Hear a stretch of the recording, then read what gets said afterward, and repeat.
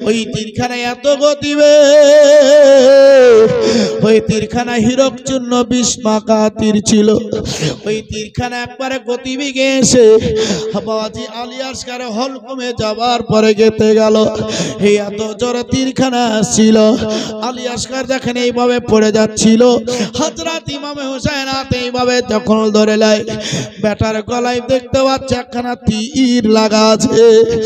হযরত ইমাম হুসাইন বলে, ওই তীরখানা আমি যখন টেনে নিলাম, ওই জায়গার ফুটো একবার দরদর রক্ত বের হতে লাগলো রে বাবা।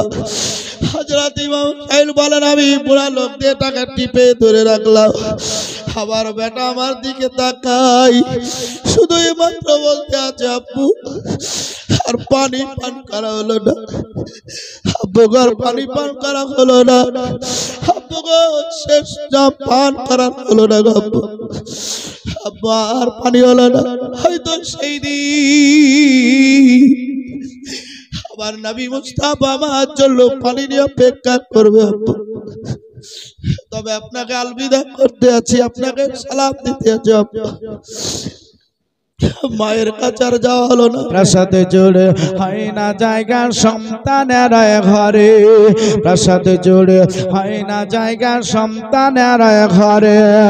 বাবা তাকে বৃদ্ধাশ্রম মায়ে ভিক্ষা করে, মায়ে ভিক্ষা করে। ইট পাথরের ঘরে সন্তানে শিকারে চড়ে, এই শিকারে চড়ে। ছিড়া শাড়ি ছিড়া নাগি পরে বাবা মা, ছিড়া শাড়ি ছিড়া নাগি পরে বাবা মা। হজ করিতে যাও গো তুমি মক্কা মদিনায়। আর মারা শোনো, হযরত ইমাম হুসাইন পাকের কথা বলতে আছি রে।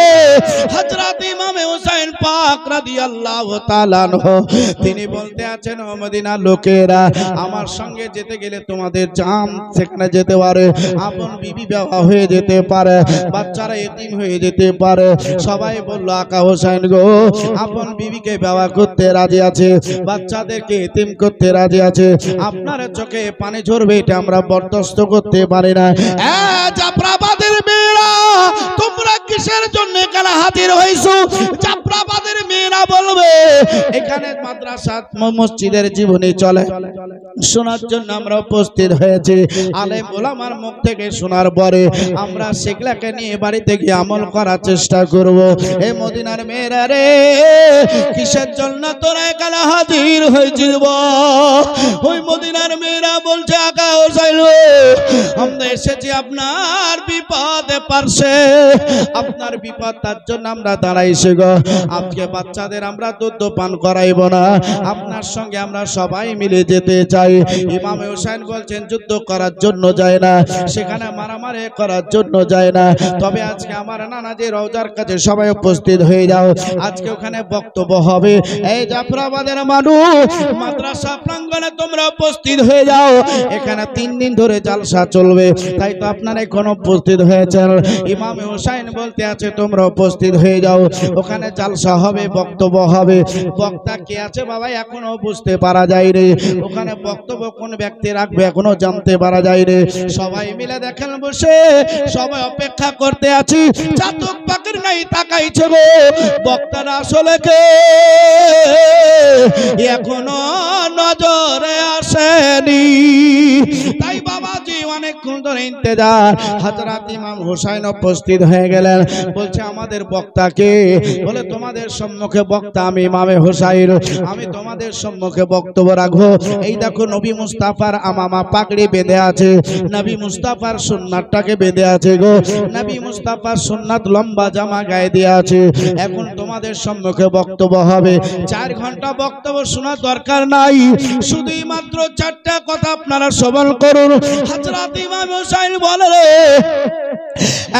মদিনার পুরুষ, মদিনার নারী, আমি যাদের যাদের নামগুলাকে ঘোষণা করলাম সেই সমস্ত ব্যক্তিরা আমার সঙ্গে যাবে।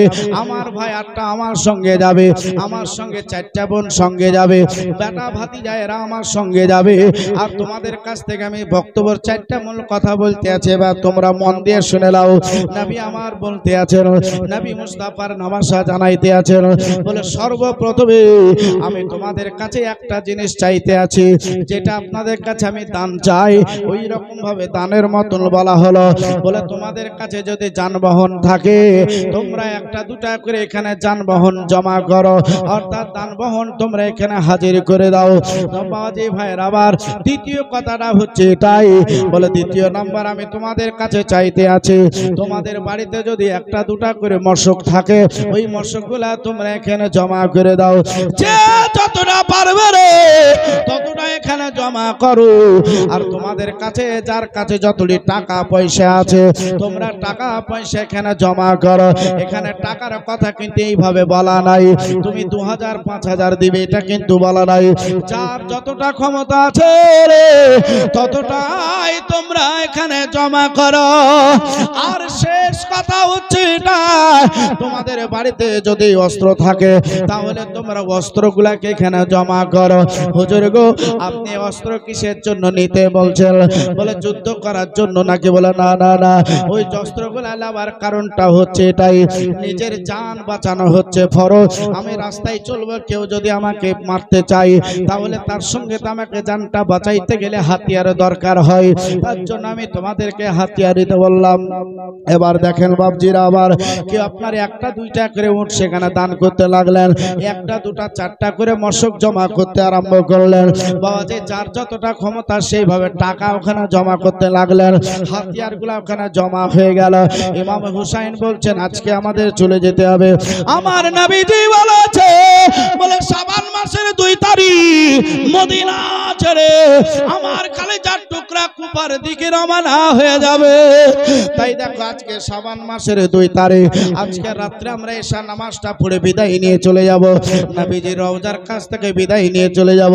যে রওজায় ইমামে হুসাইন পাক সকালবেলা আল্লাহর পবিত্র কোরআন তেলাওয়াত করত, যেই কোরআনটা পড়ে একটা খতম করত, সেই ইমামে হুসাইন বলতে আছেন নানা গো আর তোমার রওজার কাছে আমার কোরআন পড়ার হবে না, আর কোরআন পড়ার আমার টাইম নাই।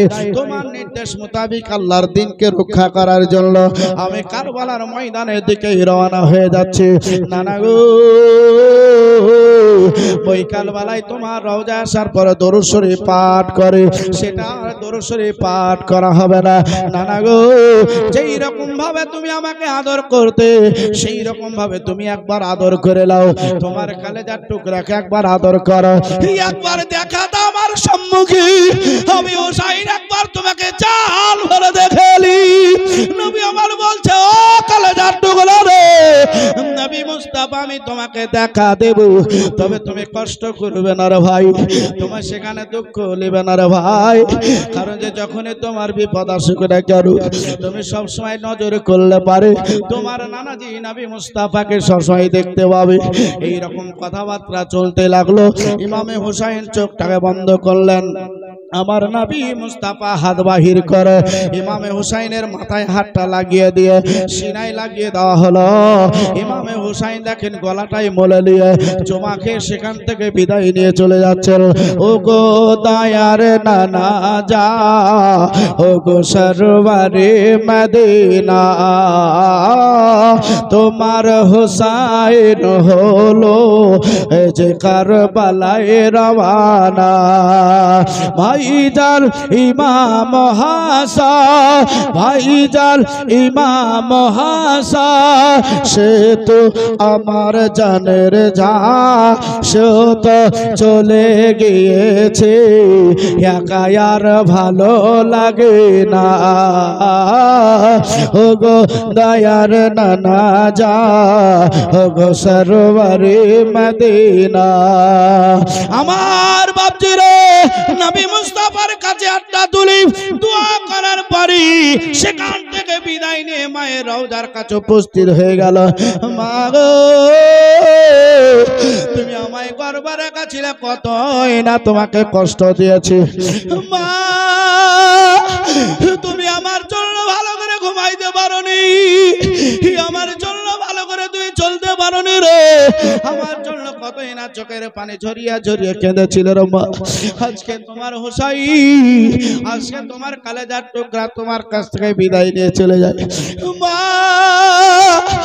একবার তুমি আমায় দেখা দাও মা, তুমি একবার তোমার সন্তানকে আদর করে নাও, তোমার কালেজার টুকরা তোমার কাছে আছে।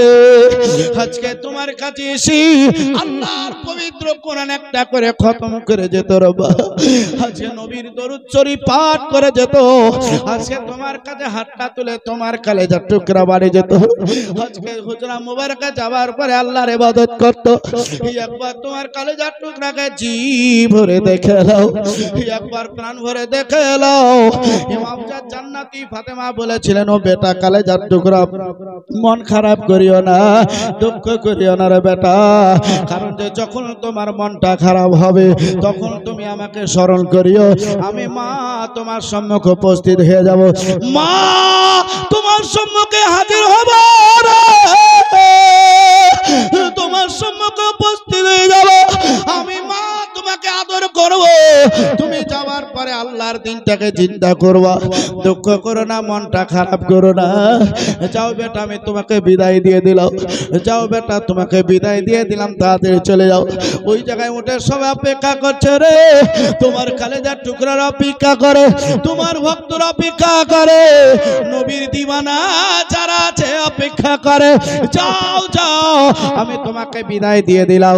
ইমাম হুসাইন মায়ের কাছ থেকে বিদায় নিয়ে চলে আসেন। তোমার হুসাইন বাঁচাতে দে, কারবালায় হবে কোরবানি, মা ফাতেমা জাননী ফরাত তীর বন্ধ করে রেখেছে গো পানি, মা ফাতেমা জাননী। মায়ের রাজার জালি ধরে, মায়ের রাজার জালি ধরে ইমাম হোসেনকে দেখেন দে বলে, বিদায় দাও মা ফাতেমা, কারবালা যাচ্ছি চলে, কারবালা যাচ্ছি চলে। বিদায় দিতে মা ফাতেমা, বিদায় দিতে মা ফাতেমা, বয়ে যায় চোখের পানি, মা ফাতেমা জাননী তোমার হোসাইন বাঁচাতে কারবালায় হবে কোরবানি, মা ফাতেমা জাননী। হযরত ইমাম হুসাইন দোয়া করে নিলেন, দোয়া করার পরে আব্বার রওজায় চলে গেলেন, সেখানে দোয়া করা হয়ে গেল। হযরত ইমাম হাসানের রওজার কাছে গিয়ে দোয়া করা হয়ে গেল। এক কথাই সমস্ত জায়গা হযরত ইমাম হুসাইন পা সব দোয়া খায়ের করে নিয়ে সাকেরি সালাম করে ওই মদিনাকে আলবিদা করতে আছি গো, বিদা করে কাফেলার সম্মুখে উপস্থিত হয়ে গেল। উপস্থিত হওয়ার পরই হযরত ইমাম হুসাইন বলেন, সম্মুখে আমার ভাই আছে আবু বকর ইবনে আলী, পিছন দিকে আমার ভাই আছে আব্বাস ইবনে আলী, অর্থাৎ আবু বকর ওই জায়গায় বলতে আছে আলীর সন্তান আবু বকর, আর জায়গা আব্বাস যেটা বলা হলো সেটা হচ্ছে আলী আল মুর্তজার সন্তান, আর মাঝখানে হযরত ইমাম হুসাইন থাকবে। এবার বলতে আছে কাফেলার সবকিছু রেডি হয়ে গেল, চলো এবার সম্মুখে আমরা চলতে আরম্ভ করি। ভাই আব্বা, এবার তুমি হুইসেলটা মেরে দাও। এবার দেখেন আব্বা সুদের হাউজে খাড়া হওয়ার পরই কানটা লাগিয়ে বলতে আছে, বাবুজি ভাইরা হাইয়া আলাস সালাহ হাইয়া আলাল ফালাহ। যখনই বাজে উচ্চারণ করা হলো, এবার কাফেলার পতাকা লড়িয়ে দিয়ে সম্মুখে চলতে আরম্ভ করলো। হঠাৎ করে দেখেন ইমাম হুসাইনের একটা কথা মনে পড়লো, জি হযরত ইমাম হুসাইনের মনটা একটু ঘাবড়ে গেল। হযরত ইমাম হুসাইন বলছেন, সর্বনাশ, মদিনা ছেড়ে তো আমরা সবাই চলে যাচ্ছি, কিন্তু আমার একটা লাডরা বেটি আছে রে, যে এখন অসুস্থ বিছানায় আছে, যে এখনো পায়ে ভালো করে দাঁড়াইতে পারে পারে না, সে এখনো ভালো করে চলতে পারে না, নিজের হাতে খাবার তুলে খেতে পারে না। সেই বিড়িটাকে একবার নিজের চোখে দেখা হয়নি। সকালবেলা যখন উঠবে আব্বা আব্বা করে কাঁদবে, আব্বাকে মদিনায় পাবে না। মা মা করে ডাকবে, মাকে পাবে না। ফুপিদের ডাকবে গো, কিন্তু ফুপিদেরকেও পাবে না। আমার বেটি কতই না চোখের পানি ঝরিয়া মদিনায় কাঁদবে গো, মদিনার গলি গলি ছুটে বেড়াবে। ওই বেটিটাকে আমি একবার নিজের চোখে দেখে আসি। তাই দেখেন বাজে কাফেলাকে রোখার জন্য হযরত ইমাম হুসাইন বলতে আছেন আশহাদু আন্না মুহাম্মাদুর রাসূলুল্লাহ। যখন বলা হলো বাজে কাফেলা স্টপ হয়ে গেল, কি ব্যাপার কিসের জন্য দাঁড়াতে বললেন? বলে তোমরা একটু ইন্তজার করো, আমি বাড়ি যাব আর চট করে চলে আসবো। বাড়ি আসা হলো, দরজা বাজি খুলে আপন বেটিকে দেখতে পাচ্ছেন বাজি টান কাঁধে কাঁধের তলে হাতটা লাগায় ঘুমাইতে আছে। মিম হে মিম দাল মোহাম্মদের মতন ঘুমাইতে আছে, কিন্তু বেটির চোখের কোণা দিয়ে দেখেন জর্জর করে পানি গড়ে। ইমাম হোসেন বলছেন আমি একটা চুমা খেয়ে তাড়াতাড়ি বিদায় নিয়ে চলে যাব। নিজের চোখে দেখেছি বিদায় নিয়ে চলে যাব। আদর করে যখনই কপালে চুমা খেতে যাব, সঙ্গে সঙ্গে আব্বা জান করে চিৎকার করে উঠলো। বাজি ভাইয়ের আমার যখন আব্বা বলে চিৎকার করেছে, হযরত ইমাম হোসেন তাকে সিনায় লাগিয়ে নিয়ে বলতে আছেন বেটি হিরে কিসের জন্য তুমি এত চিৎকার দিয়ে উঠলে বলো? বলতে আছেন আব্বা গো, কি আর আপনার সম্মুখে বলবো, আমি যেন স্বপ্ন দেখতেছিলাম গো আব্বা। আপনাকে বারবার ডাকতে আছে কিন্তু আপনি সারা শব্দ কিছুই করেন না। আপনি মদিনা ছেড়ে কি কোথাও চলে যাচ্ছেন গো আব্বু? মাকে ডাকতে আছে, মা কোনো উত্তর করে না। মা কি মদিনা ছেড়ে চলে যাচ্ছে? আমার ভাই আলী আকবরকে ডাকছে, সেও সাড়া করে না। আমার ভাই জয়নুল আবেদিনকে ডাকছে, উত্তর করে না। আমার চাচা আব্বাসকে ডাকতে আছি, সে বলতে খবর করে না। আব্বা গো, আপনারা কি মদিনা ছেড়ে কোথাও চলে যাচ্ছেন গো আব্বা? হযরত ইমাম হোসেন বলতে আছে, আমার বেটির কথাটা শুনে আমার অন্তরটা কাঁদে, কিন্তু বেটির সম্মুখে শক্ত হয়ে থাকতে হবে। বলছে বেটি রে, আমি তোমাকে মুখে কি আর বলবো, চলো চলো আমি তোমাকে বাইরে একবার চোখে তোমাকে দেখিয়ে দিই। এবার দেখেন বাহুতে করে বেটিকে আস্তে আস্তে করে ধরে নিয়ে আসলো। আসার পরে বলছো এই দেখো বেটি, সামনে কাফেলা দেখে নাও, যাদেরকে ডাকো কেউ এখানে নাই, সবাই মিলে কাফেলাতে চেপে নিয়েছে, আমরা চলে যাচ্ছি অনেক দূরে। ও বেটি, সেখানকার খবরও যদি ভালো হয়, 2 মাস পরে তোমার ভাই আলী আকবরকে ডাকিয়ে তোমাকে নিয়ে যাওয়া করাবো। ও বেটি রে, আমাদেরকে বিদায় দিয়ে দাও, আমরা এখান থেকে এখনো চলে যাই। কিন্তু অসুস্থ বেটি শুকরা কি বলতে আছেন আব্বাকে, আব্বা গো, আপনি ভুলে গেছেন হয়তো, আপনি হয়তো মনে পড়ছে না। আব্বু হয়তো আপনাদের উঠে জায়গা নাই বলে হয়তো আমাকে নিতে চাইছেন না। আব্বু গো, আপনাদের উটের ওপর আমি চাপবো না, শুধুই মাত্র আমাকে একটু ইজাজত খানা দেবেন। আপনাদের আমি কাফেলার পিছন পিছন আল্লাহ পা দিয়েছে, এই পা দিয়ে আপনাদের পিছন পিছন দৌড়াতে থাকবো গো আব্বু। রাস্তায় যদি পড়ে যায় আমাকে তোলার জন্য কাফেলা রুখতে হবে না। আমি যখন নিজের পায়ে বললে শক্তি হয়ে দাঁড়াইব, তখন আপনাদের উটের খাপগুলা দেখে দেখে আপনাদের পিছন পিছন দৌড়াতে দৌড়াতে আমার কাফেলার সাথ ধরে নিব। খিদা লাগলে খাবার চাইব না, পিপাসা লাগলে পানি চাইব না, শুধুই মাত্র একটু আপনি ইজাজত দেন। হযরত ইমাম হোসেন সিনাই লাগিয়ে বলছেন বেটি রে, আমি নিয়ে যেতে পারতাম কিন্তু শরীয়ত সাপেক্ষ বাধা, আমি তোমাকে নিয়ে যেতে পারছি না, তখন তোমাকে একটু দায়িত্ব দিতে হবে। হযরত ইমাম হোসেন বলেন, আমার নানি উম্মে সালমাকে দায়িত্ব দিয়ে দিলাম, আমার ছোট্ট ভাই মোহাম্মদ হানিফ পালওয়ানকে ডাকার পরে দায়িত্ব দিয়ে দিলাম, এদেরকে সামাল করার জন্য রেখে দিলাম। আমি হোসেন তাদেরকে নিয়ে বা চলতে আরম্ভ করলাম। অসুস্থ বেটি শুকরা ওই জায়গায় দাঁড়িয়ে ভালো করে পায়ে থাকতে পারে না, তবু দেখেন বাজি আল্লাহর উপরে ভরসা করে হৌসলা নিয়ে আজকে দেখেন বাজি ডান হাতখানা বাবা তুলে ইমাম হুসাইনকে আলবিদা করছে বাবজি ভাইরা, আর বাবাতে নিজের চোখের পানিগুলাকে মুছতে আছে। ইমাম হুসাইন বলছেন আমার বেটিকে দেখছি আমাকে আলবিদা করে, আমার কাফেলা যারা আছে তাদেরকে এইভাবে আলবিদা করে।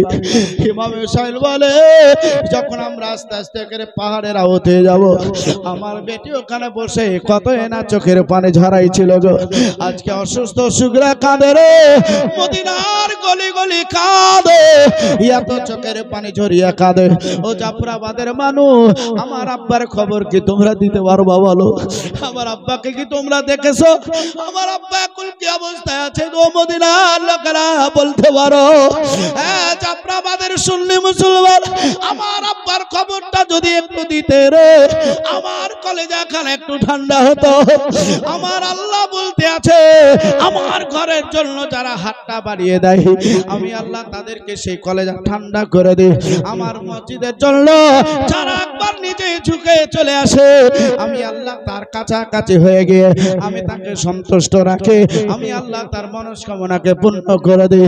আমার আল্লাহ রব্বুল আলামিন যখন আমাদের সব সময় সঙ্গ দিয়ে সব কাজের উদ্ধার করবে বাবা, সে আল্লাহর ঘরের জন্য আমরা যদি একটু হাতটা বাড়াই আমাদের রুচি কখনো কমবে না। জোরে বলো আর একটু মহব্বতে বলুন সুবহানাল্লাহ।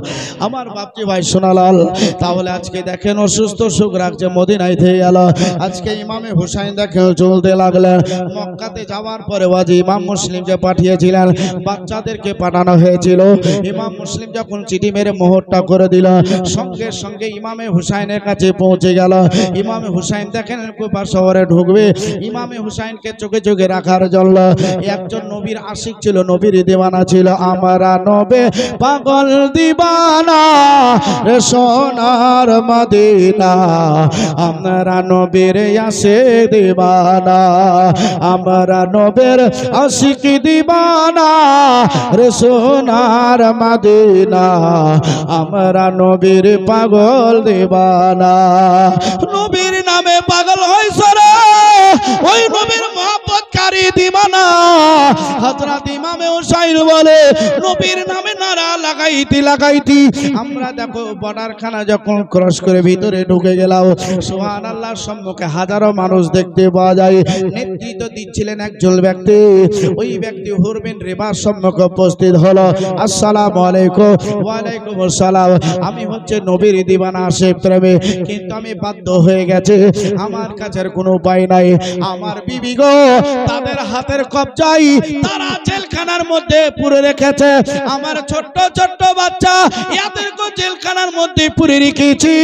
আকা হুসাইন গো আপনাকে যদি চোখে চোখে না রাখি, আপনার সহযোগিতায় যদি না থাকি, আপনি যদি আমার সহযোগিতায় না থাকেন তাহলে আমার বিবির উপরে কতই না অত্যাচার করবে গো, আমার ছোট্ট ছোট্ট বাচ্চাদের কতই না অত্যাচার করবে।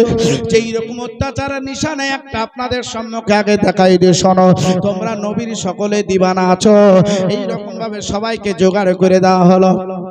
জোগাড় করার পরে এইরকম করে একটা স্টেজ তৈরি করা হয়েছে, হাজারো মহিলা দাঁড়িয়ে, হাজারো পুরুষ এখানে দাঁড়িয়ে আছে। একটা মহিলার কাছে 2 বছরকার বাচ্চা ছিল, ওই বাচ্চাটা কিনে আনার পরে বাজি ইবনে জিয়া আপনার স্টেজের পরে নিয়ে আসার পরে বাজে বাচ্চাটাকে চিৎ করে স্টেজে ফেলে দেওয়া হলো।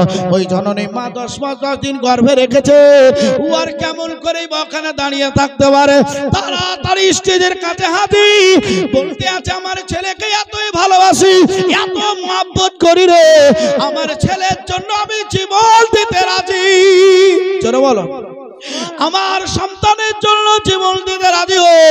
বলছে সন্তানের জন্য জীবন দিতে যখন রাজি, তখন এতগুলা লোকের সম্মুখে তোমাকে উলঙ্গ হতে হবে।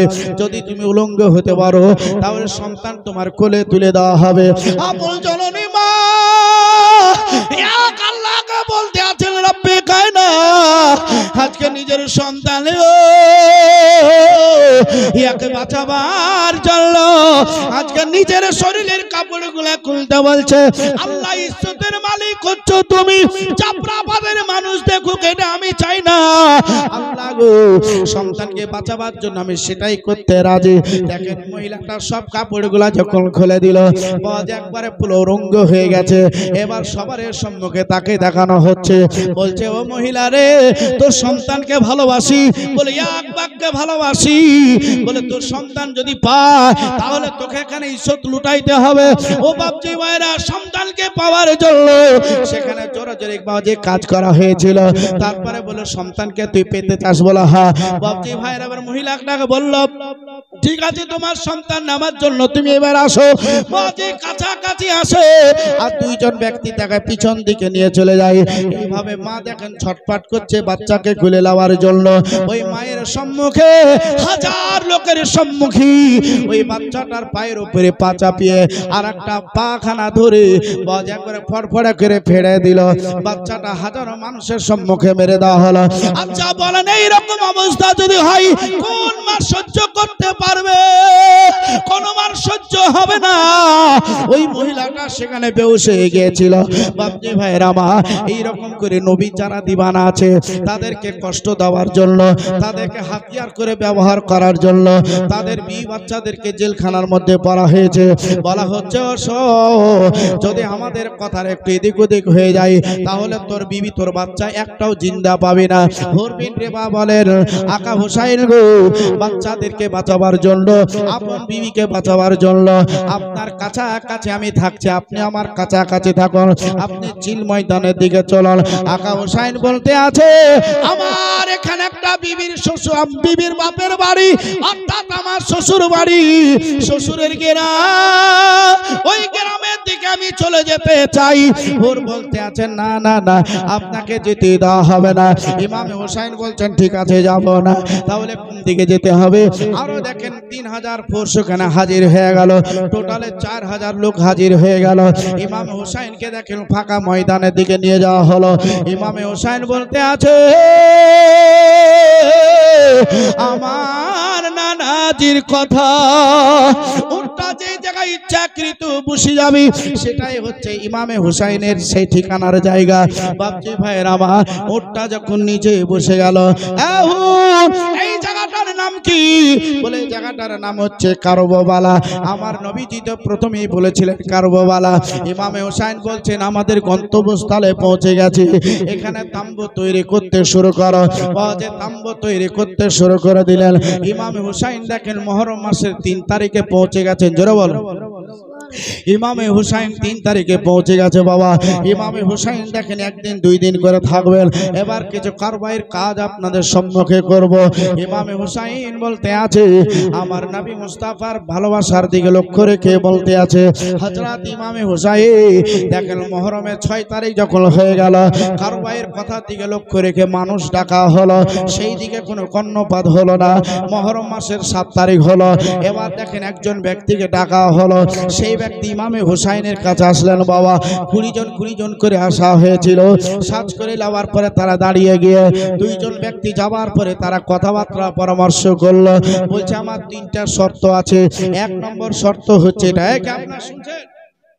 কি শুনছেন আপনারা? আমি নিজে নিজে গাইছি জি, কিছু তো বুঝতেই পারি না রে ভাই। আমার বাবাজি ভাইরা সোনালালেরা, দান আপনাদেরকে তো টুটাফাটা যতদূর পারেন এটা তো করতে হবে বাবা। তবে আমি চাই যে দানও আপনারা করবেন আর একটু জীবনী শুনে নেবেন। 4 দিন 5 দিন 7 দিনকার জীবনী যদি 1 ঘন্টার মধ্যে শোনাই দিতে পারি তাহলে তো আপনারা খুব খুশ হবেন। নাকি খুশ হবেন না? খুশ হবেন না? যাক, 4 দিনকার টাকা তো বেঁচে গেল। বুলেটের ব্যাটাকা এনেছিল বলি 4 দিনকার টাকা বেঁচে গেল। হাই রে চালাক লোক।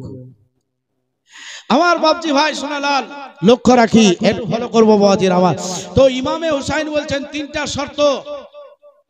এই 3টা শর্ত কি কি বাপজি ভাই বলছে শোনো। ইমামে হুসাইন বলছেন যে আমি নিজের ইচ্ছায় এসেছি, নিজের ইচ্ছায় আমি কোন মুসলমান গ্রামে চলে যেতে চাই।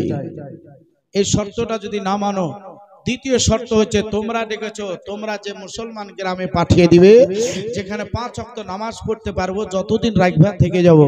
এই শর্তটা যদি না মানো, 3 নম্বর কথা হচ্ছে আমার ভাই আমিরে মুয়াবিয়ার সঙ্গে যেরকম সন্ধি করেছিল এইরকম আমিও এজিদের সঙ্গে দামেস্কে গিয়ে সন্ধি করতে চাই। 3টা কথার মধ্যে যে কোনো একটা মানলি হলো। বাবা যে কথাটা নিয়ে পার্লামেন্টে চলে গেল। বাবা পার্লামেন্টে যাওয়ার পরে বাবা যে ভাইরা কথাটা যখন বলতে লাগলো তো হাসতে শুরু করে দিল, দাঁত বাইর করে হাসছে। তো দাঁত বাইর করে হাসা হচ্ছে এটা শয়তানি হাসি, আর মুচকি হাসি হচ্ছে আমার নবীর সুন্নাত। মুচকি হাসি হচ্ছে আমার নবীর সুন্নাত। এই মুচকি হাসিতে বাপজি ভাইরা আমার অনেক কিছু পার হয়ে যাবে বাপ। তবে দুনিয়াবি উদাহরণ নয়, আমার যেগুলা কথা বলার জন্য এসেছি সেইটাই তো সময় পাবো না বাপ। তো লক্ষ্য রাখো 3টা শর্ত। আবার হাসছে, বলছে ইমাম হোসেন ভয় পেয়ে গেছে, ও যেটা নেবে সেটাই দিয়ে দেবো, যাও চলে যাও। বাপজি ভাইয়ের এটা নিয়ে আসছে একজন পাপী, ই বুঝে একেরা হবে না, আগে মাথা নত করতে হবে, তারপর তো শর্ত মানবো। ইমাম হোসেনের কাছে চলে আসলো, কথাটা পৌঁছে দিল। ইমাম হোসেন বলছে আমি নবীর আশিক আছি, দিওয়ানা আছি, আমি কোন ফাসিকের কাছে, আমি কোন গাদ্দারের কাছে, চিটারের কাছে, বদমাশের কাছে মাথা নত করতে পারবো না। চাই জান যাবে জান যাক, রাজি, কিন্তু মাথা নত করব না। আমার শর্ত মানো আর না মানো। ইমামে হোসেন বাবাজি থেকে গেল। মহরমের 8 তারিখ বাবাজি এরা যুক্তিবিদ্যা করলো। এই যে 2019 সালে মার্চে হঠাৎ করে চৈত্র মাসে লকডাউন হয়েছিল, এইরকম বাবাজি হঠাৎ করে লকডাউন। কিতাবের নাম সুলতানে কারবালা। কিতাবের নাম কি? সুলতানে কারবালা। 2য় খণ্ডতে লেখা আছে যে ওই যে লকডাউন হয়েছিল, ইতিহাস প্রমাণ সেই লকডাউন এই ভারতবর্ষ হয়েছিল, হয় নাই? কি লকডাউন করবে আপনাকে জাফরাবাদের মানুষ আগে জানানো হয়েছিল? জানানো হয়নি।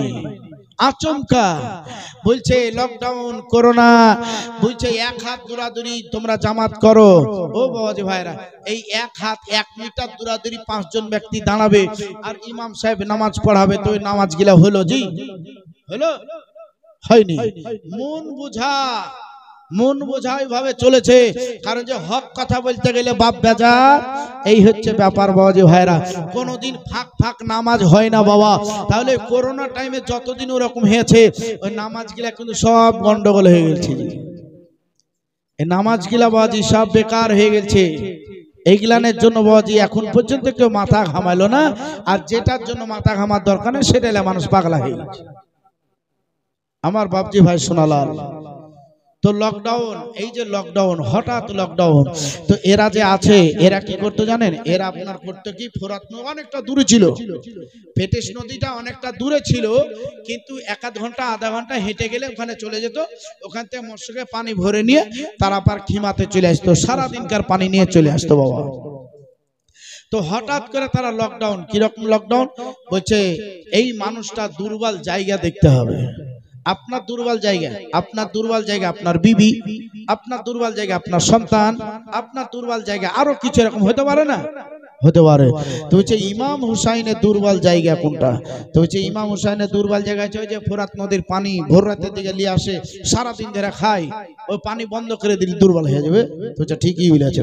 তাহলে আজকে রাত্রে 12টার দিকে 500 ফোর্স দিয়ে দেওয়া হলো, বাবাজি সব ঘিরাও করে দেওয়া হয়েছে। আর মুয়াজ্জিনের দিকে বলছে আসসালাতু খায়রুম মিনাল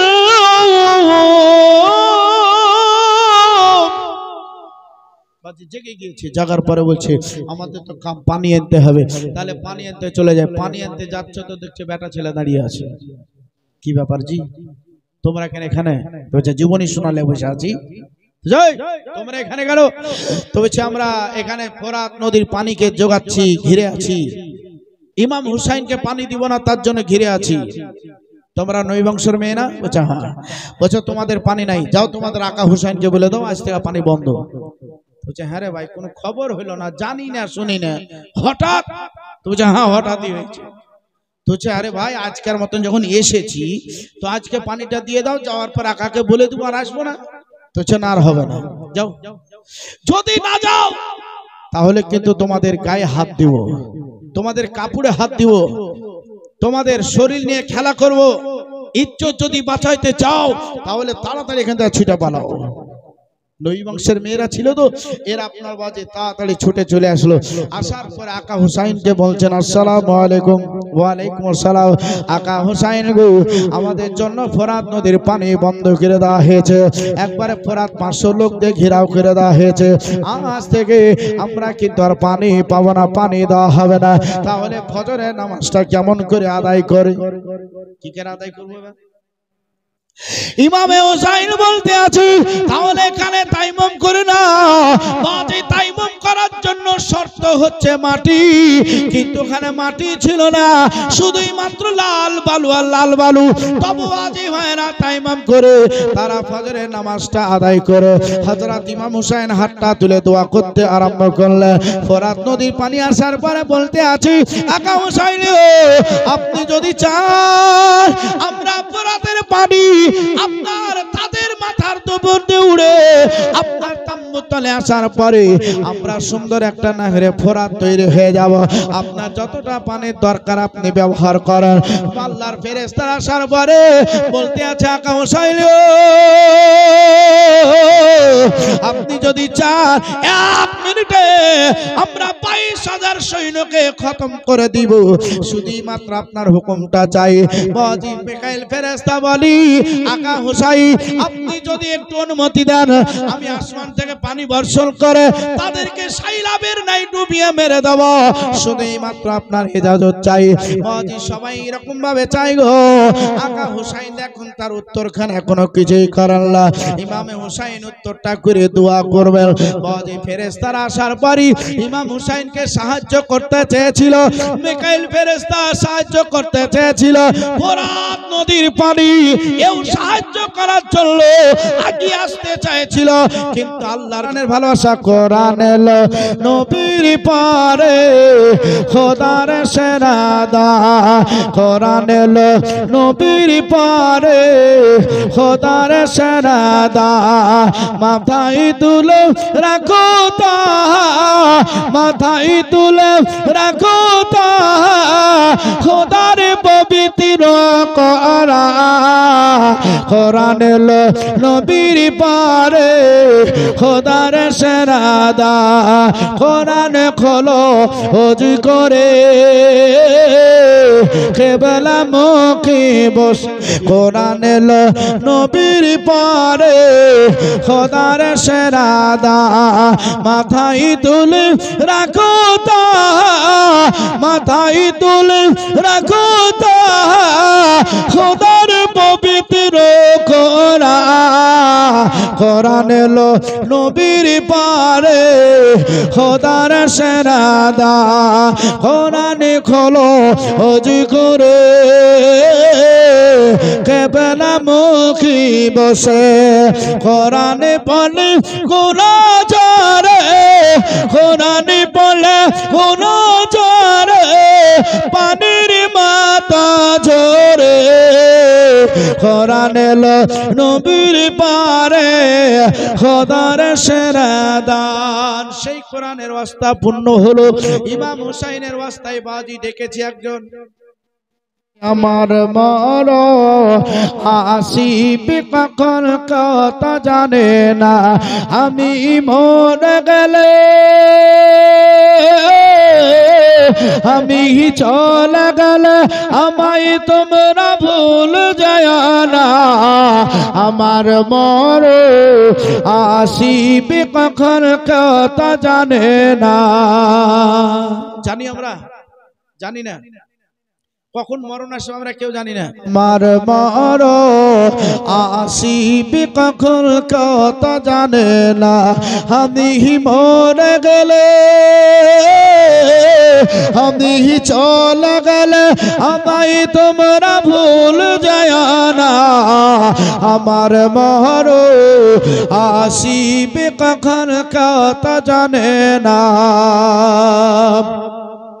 এই দুনিয়া চিরজীবন থাকার জায়গা না, এই দুনিয়া চিরজীবন থাকার জায়গা না, অন্ধকার কবর যে আমার আসল ঠিকানা। সবাই রেখে আমায় চলে যাবে, সঙ্গী হবে না আমার মরণ আসিবে কখন কথা জানে না। খবর মাঝে মা বাবাকে দেখা যাবে না, দেখো বাজারে তিনি হলেন শাহে মদিনা। ও ভাই বুঝিব তাকো, ও ভাই বুঝিব তাকার নবী ছাড়া আর কেউ নাই আমার মরে আসিবে কখন কথা জানে না। প্রাসাদ জুড়ে হয় না জায়গা সন্তানের ঘরে, প্রাসাদ জুড়ে হয় না জায়গা সন্তানের ঘরে। বাবা তাকে বৃদ্ধাশ্রম মায়ে ভিক্ষা করে, মায়ে ভিক্ষা করে। ইট পাথরের ঘর সন্তানে শিকারে চড়ে, এই শিকারে চড়ে। প্রাসাদ জুড়ে হয় না জায়গা সন্তানের ঘরে, প্রাসাদ জুড়ে হয় না জায়গা সন্তানের ঘরে। বাবা তাকে বৃদ্ধাশ্রম মায়ে ভিক্ষা করে, মায়ে ভিক্ষা করে। ইট পাথরের ঘর সন্তানে শিকারে চড়ে, এই শিকারে চড়ে। ছিড়া শাড়ি ছিড়া নাগি পরে বাবা মা, ছিড়া শাড়ি ছিড়া নাগি পরে বাবা মা। হজ করিতে যাও গো তুমি মক্কা মদিনায়। কথা ঠিক কিনা? জোরে বলেন। কথা বাদে একবারে ঠিক আছে বাবা, তাই দুটা কলি বলবো, জোরে বলেন সুবহানাল্লাহ। ছিড়া শাড়ি ছিড়া লাগি, ছিড়া শাড়ি ছিড়া লাগি পরে বাবা মায়। হজ করিতে যাও গো তুমি মক্কা মদিনায়। পাপ কি তাতে মোচন হবে, পাপ কি তাতে মোচন হবে কাঁদলে জনম ধরে। পাপ কি তাতে মোচন হবে কাঁদলে জনম ধরে। ইট পাথরের ঘর সন্তানে শিকারে চড়ে, এই শিকারে চড়ে। প্রাসাদ জুড়ে হয় না জায়গা সন্তানের ঘরে, প্রাসাদ জুড়ে হয় না জায়গা সন্তানের ঘরে। বছর বছর লক্ষ টাকা, বছর বছর লক্ষ টাকা দাও গো তুমি কুরবানি। চৌকেরি পলকে তুমি হতে পারলা, চিরতরে বন্ধ হবে তোমার নেশা।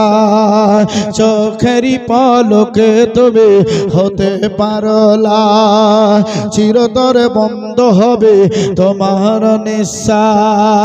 হবে এলাম তোমার মসজিদের মায়কে, বাড়িওয়ালা নাই রে বাড়ি নাই রে দুনিয়াতে, বাড়িওয়ালা নাই রে বাড়ি নাই রে দুনিয়াতে।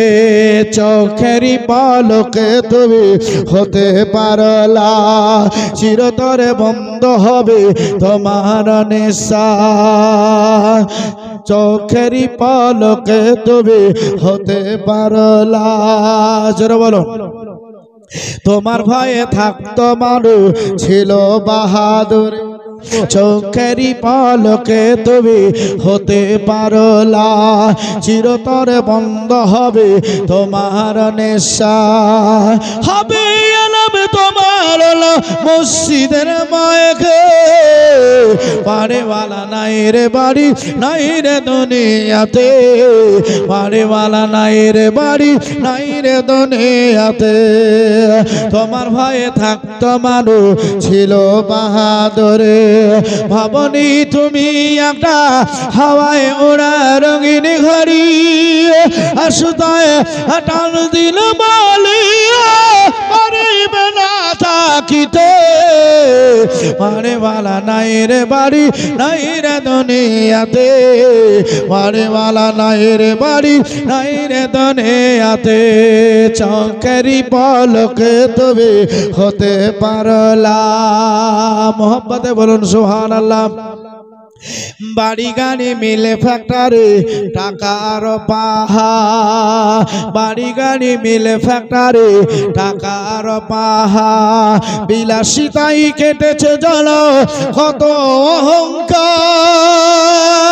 বাড়ি গাড়ি মিলে ফ্যাক্টরি টাকার পাহা বিলাসিতাই কেটেছে জল কত অহংকার দামি কাপড় ছেড়ে হবে সাদা কাপড় পরিতে মারে মালা নাই রে বাড়ি নাই রে দুনিয়াতে মারে মালা নাই রে বাড়ি নাই রে দুনিয়াতে চোখেরই পলকে তবে হতে পারলা চিরতরে বন্ধ হবে তোমার নিঃশ্বাস হযরত ইমামে হুসাইন পাকের কথা বলতে আছে এবার শোনো হযরত ইমামে হুসাইন রাদিয়াল্লাহু তাআলা আনহু বলতে আছেন লকডাউন যখন হয়ে গেছে আমার বাইরে আমার বাপজি বাইরে শোনো হযরত ইমামে হুসাইন রাদিয়াল্লাহু তাআলা আনহু বলতে আছে রে কাফেলার মেয়েরা তোমরা দুনিয়াবি কথাবার্তা কেউ আলোচনা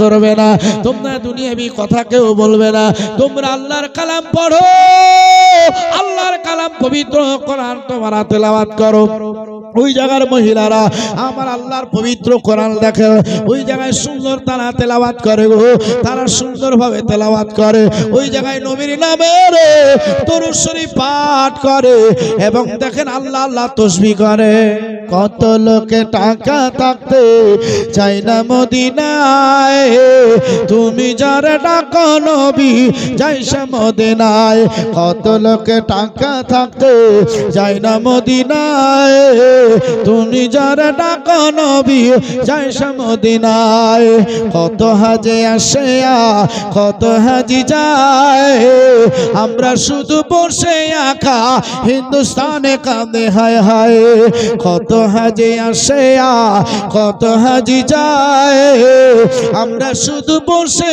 আঁকা হিন্দুস্তানে কাঁদে হায় হায় টাকা নাই পয়সা নাই টাকা নাই পয়সা নাই আমরা অসহায় তুমি যদি ডাকো নবী যাব মদিনায় চলো ইমামে হুসাইনের দৌরান দিতে আছে এবার শোনো হযরত ইমামে হুসাইন বলছেন তোমরা কোরআন পড়ো নবী নামে দরুদ শরীফ পাঠ করো তোমরা আল্লাহ আল্লাহ তাসবিহ পাঠ করো দুনিয়াবি কথাবার্তা কেউ বলবে না তোমরা বেপরদা হয়ে কেউ থাকবে না তোমরা সবসময় ভালোভাবে সচেতন হয়ে থাকো আর যারা এখানে পুরুষ আছো তোমরা মাথায় সবসময় টুপি লাগিয়ে রাখো মাথায় টুপি রাখা হচ্ছে নবীর সুন্নাত আর যাদের দাড়ি আছে দাড়ি রাখো তোমরা এখানে কেউ দাড়ি কাটবে না এখানে ভালোভাবে নবীর ভালোবাসায় থাকবে এবং এদিক ওদিকে শুধু দুশ্মনী দুশ্মন তবে একটু সাবধান সচেতন হয়ে আমাদের সকলকে চোখ কান খোলা রেখে চলতে হবে আমি হুসাইন আমি যখন তোমাদের বলবো তখন তোমরা বার হবে নচেত কিন্তু কেউ বার হবে না কিন্তু বাবাজি চাল খেতে গেলে বাবাজি আটাকে রুটি করতে গেলে পানির প্রয়োজন কিন্তু পানি তো আর নাই পানি তো বন্ধ হয়ে গেছে মুহররম মাসের 9 তারিখ হয়ে গেল হুর বিন রেবা তিনি বলতে আছে ইয়াকা হুসাইনের কাছে হুজুর বলে আপনার বিরুদ্ধে উল্টাপাল্টা বক্তব্য চলছে আমার বরদাস্ত হচ্ছে না আপনার মাকে আপনার বাপকে আপনার নানাকে খারাপ খারাপ ভাষা দিয়ে গালি দিচ্ছে হুজুর আপনি যদি আমাকে বলেন আমি দাঁত ভাঙা একটু জবাব দিয়ে আসি বলছে তোমার বিবি তো জেলখানায় তোমার বাচ্চারা তো জেলখানায় বলছে আকা হুসাইন আকার বিবি জেলখানাতে আছে থাক বাচ্চারা জেলখানাতে আছে থাক আজ আপনাকে গালি দিবে আজ আপনার মাকে গালি দিবে নবীকে তুলে তুলে যাই তাই বলবে এটা আমি বরদাস্ত করতে পারি না জান যদি দিতে হয় দিতে রাজি কিন্তু নবীকে গাল শোনাতে রাজি নাই ও বাপজি ভাইয়ের আমার হুরবিন রে ভাই বলতে আছে আকা হুসাইন আপনি যদি একটু ইজাজত দেন আমি দাঁত ভাঙা জবাব দিয়ে আসি ইমামে হুসাইন বলছেন যাও দিয়ে আসো। হোর চলে গেলেন, দাঁত ভাঙা জবাব দিলেন। বাবাজি চলে আসলেন, আসার পরে বাবাজি কুমাটা ফেটে গিয়েছে। বাবাজি হাতে চেপে ধরে আসলেন, আকা হুসাইন গো এখানে দরদরকে রক্ত বের হচ্ছে। হযরতে যায়েনব রাদিয়াল্লাহু তাআলা আনহা ওই জায়গায় দেখেন দাঁড়িয়েছিলেন, বলবেন এবার কুমা দিয়ে দেখেন রক্ত বের হয়। হযরত ইমামে হুসাইন রাদিয়াল্লাহু তাআলা আনহু এবার দেখেন সেই জায়গাটা চেপে ধরে আছে। হযরত যায়েনব তিনি বলেন আমি আমার শাড়ির আঁচল কানা ছিলে আমি আমার ভাইয়ের হাতে হুসাইনের হাতে দিয়ে দিলাম। ইমামে হুসাইন ধরে সেই জায়গাটা পট্টি করে দিলেন। হুলবিল নেবা বলতে আছেন আকা হুসাইন আপনি বললে আমি আবার পুনরায় দাঁত ভাঙা জবাব কানা দিয়ে আসি। যাও যাও বাবাজি ভাইয়ের আমার হুরবিন রেবা চলে গেলেন, যাবার পরে সেখানে জবাব দিলেন, শহীদের জাম পান করলেন। সকলে আমরা পড়েলি ইন্না লিল্লাহি ওয়া ইন্না ইলাইহি রাজিউন। এই দেখেন বাবাজি এবার খেলা শুরু। একটাকে কথা কেন্দ্র করে নামটা হচ্ছে খেলাফত। এই কথাটাকে কেন্দ্র করে বাবাজি ভাইরা এত বড় ভয়াবহ যুদ্ধ হয়েছিল। বাবা ইমামে হুসাইন আরো আদার্স যারা আছে সকলের জন্য তো পানি বন্ধ হয়ে গেছে। বাবাজি ভাইরা ৯ তারিখে বাবাজি ভাইরা হরবেন রেবা এই কোরআনের দিকে লক্ষ্য রেখে দিনের দিকে লক্ষ্য রেখে প্রথম শহীদের জাম পান করেছে। আর মুহররম মাসের বাবা রাত ১০ তারিখের রাত হলো, সকালবেলায় বাজে শুরু হবে কারবাই। এবার কি বলতে আছে এবার ফলো করো। হযরত ইমামে হুসাইন পাক বলছে যে মুহররম মাসের ১০ তারিখ হবে বাবা। তো বেটা আলী একবার কইছে বেটা তোমার নানাজির কথা যাও তো একবার ঘুরে দেখে এসো তো কিরকম কি ব্যাপার। আলী একবার বলছেন আমি সব ঘুরে ঘুরে ঘুরে ঘুরে ঘুরে দেখে দেখে চলে এসলাম। আব্বা ওই ময়দানে একটা মহিলাকে দেখলাম সাদা পোশাক পরে আছে, আর চেহারাটা কিচ্ছু বুঝতে পারলাম না, শুধু বালিগুলাকে এইভাবে হটাচ্ছে। বলছে চিনতে পারলাম না? বলছে না, ওইটা হচ্ছে তোমার নানি জান জান্নাতি ফাতেমা। জোরে বলুন সুবহানাল্লাহ। ওটাই হচ্ছে আমার মারে হযরত ইমামে হুসাইন। বলছেন যেটা তোমার নানি ছিল ওটা আমার আম্মা জান ছিলেন।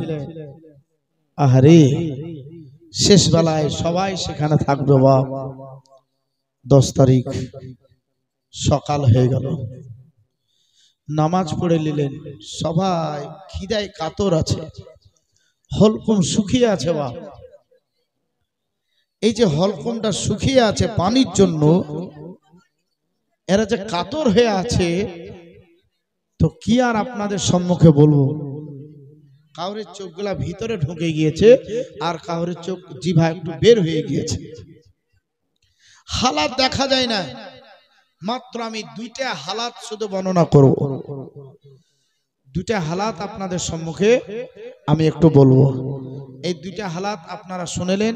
মনে রয়ে অন্তিম কালে ইজরাইল আসিয়া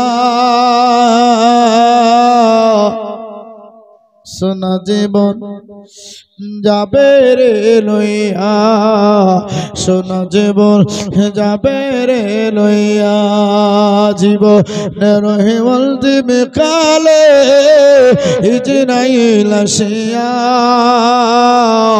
সোনা জীবন যাবে রে লইয়া, যারে তুমি যত্ন করে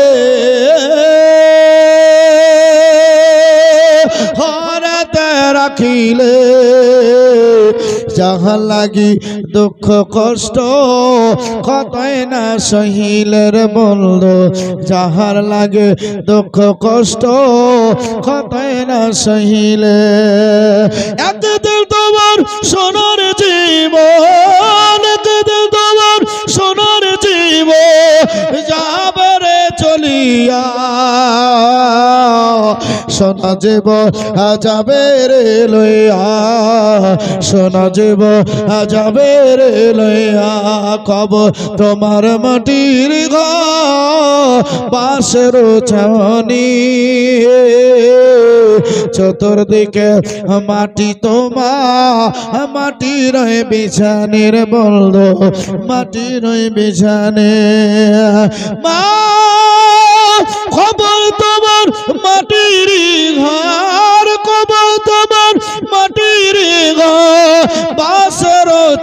মনে